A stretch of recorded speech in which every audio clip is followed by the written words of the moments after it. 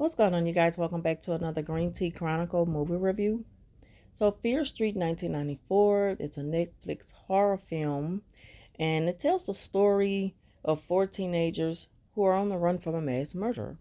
Now, the first murder took place in the mall where the first victim, a teenage girl, was killed after closing down a store.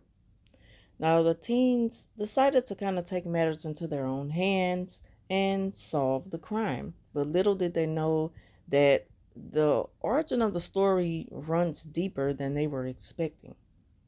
So they kind of tracked back into history to where the evil stems in hopes to find the killer.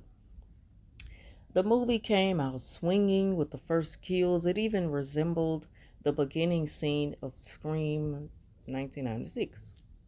But at the same time, it does a good job at maintaining its focus, and it doesn't take you all over the place and lose you and just kind of bores you for a minute. It doesn't do all that. I mean, it keeps you.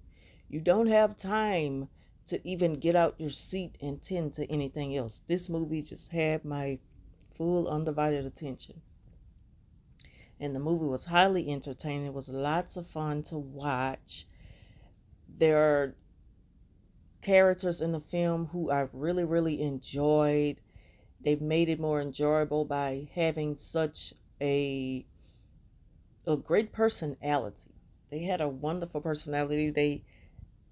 They just knew the role that they came to play, and they fulfilled their role. They didn't let me down. It's dark and it's creepy with a side of suspense that'll kind of have you on edge.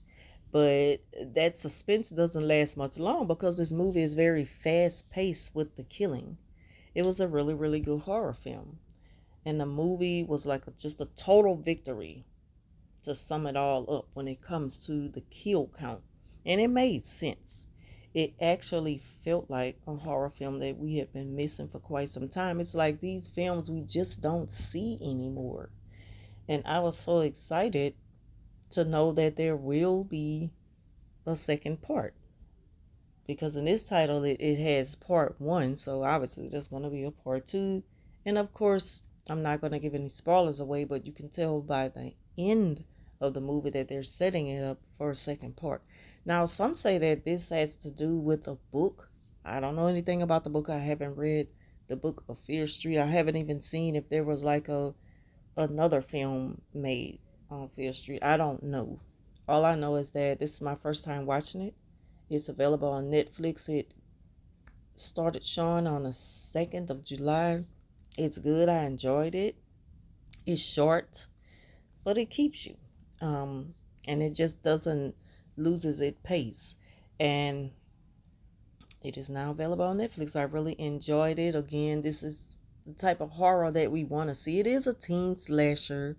Some may say it's corny, but it's not corny. You have to look at the time frame that it's in. It takes place in the 90s, and if you can think back to the 90s and how the 90s horror films were made, I mean, it fit the description. So it was right on time, it was right in place, and I enjoyed it. So if you liked this review, kindly leave a thumbs up. Thank you for watching. Share your thoughts down below if you've seen this film, if you plan on seeing it. I would like to know how you feel about it. Talk to y'all soon.